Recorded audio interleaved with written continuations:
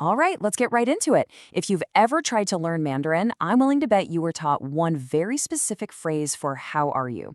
But what if I told you that in real life, native speakers almost never ever use it? Today, we're going to unlearn that old textbook phrase and learn how Chinese speakers actually greet each other. So, here's our plan for today's session. First, we're going to bust that big how are you myth wide open. Then, we'll get into why that phrase you learned isn't really used. After that, the fun part. We'll fill your toolkit with real, everyday Chinese greetings. We'll also uncover the actual way to ask someone how they are. And finally, we'll learn how to respond like a natural. You know, the first step to sounding natural in a new language isn't always about learning something new. Sometimes it's about unlearning the very first thing you were taught. And that is absolutely the case with Chinese greetings. So, I want you to think back for a second to your first Chinese class, or maybe that language app you downloaded. What's the phrase that immediately pops into your head for how are you? I'm pretty sure it's this one. Yep, there it is. 你好吗? You've seen it everywhere, right? It feels like the direct, perfect translation. For decades, this has been taught as the standard way to ask someone how they're doing. But here's the twist. The truth is, in a normal day-to-day conversation, you will almost never hear a native speaker say 你好吗 to another native speaker. It's a phrase that pretty much only exists in textbooks for foreigners. So the big question is, why? Why does this phrase sound so off? Well, it turns out it's not just one simple reason. There are actually three main problems with 你好吗 that make it feel pretty awkward in a real conversation. Okay, so problem number one, you could say it's a mistranslation. Number two, its grammar is very restrictive. It's a yes-no question. And problem number three is the simplest. It's just not what people actually say. Let's start with that first one, the mistranslation. This slide really gets to the heart of the issue.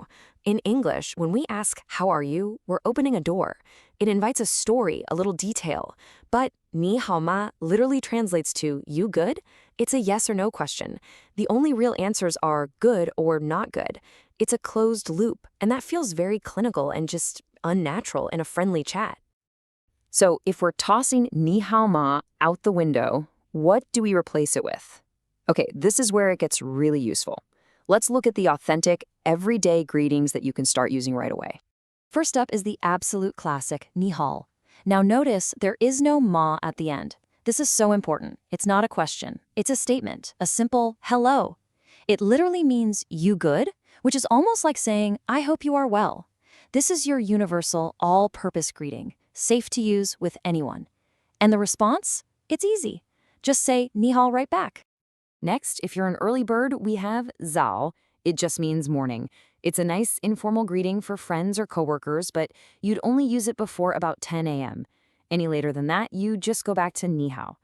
And it's worth pointing out that you don't really hear casual greetings for good afternoon or good evening in Chinese. 你好literally works all day. Now for a very common greeting that's packed with culture. 吃了吗? Literally, this means, have you eaten? Now, this might seem a little strange. It's not actually an invitation to lunch. It's a way of showing you care about someone's well-being. Historically in China, having enough to eat was a real concern, so asking this became a fundamental way to check in. It's a sign of warmth and community. You'll also find that greetings can be based on what you see someone doing. For example, if you see your neighbor leaving their home, you might say 去过二, which is kind of like saying going out, huh? It's a friendly, simple acknowledgement, and it's very common between people who see each other often. So what if you genuinely do want to ask a friend how they're doing, for a real catch-up? Well, there is a way, but it's something you save for closer relationships, and the phrasing is much more specific. There are two key phrases you really want to know here. The first one is 你今天怎么样? Let's say that one slowly. 你今天怎么样? This means, how are you today? The second one is 你最近怎么样? Let's break that down. 你最近怎么样? This means, how have you been recently? You see how both of them are specific about the time frame? That's key. And this is the most important part, context. These are not casual greetings for someone you just met. You use these with close friends, your partner, your family, people you genuinely want to check in with. especially if you haven't seen them for a few weeks or maybe even a few months. When you ask these questions, you're expected to listen because you're asking for a real detailed answer. So let's flip it around. Someone asks you, 你最近怎么样? What do you say back? Just like with the greetings, we're going to get rid of the textbook answer and give you a whole toolkit of authentic, natural responses. The classic textbook response, 我很好,谢谢,你呢? I am very good, thank you, and you? Is just as unnatural as 你好吗?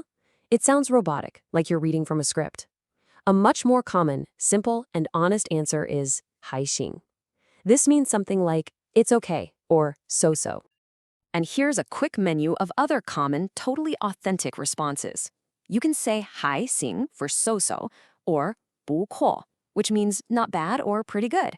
If things aren't going so well, you can say 不怎么样 for not so good. But honestly, you can also just use a simple adjective to describe how you feel. Are you busy? Just say 忙. Tired? 累. Sleepy? 困. It's direct, it's honest, and it's completely natural. So now you know. You can officially leave 你好吗 in the textbook where it belongs and start using greetings that actually connect with people. From a simple 早 in the morning to a caring 起了吗, you have a whole new set of tools. The only question left is, which one are you going to try first?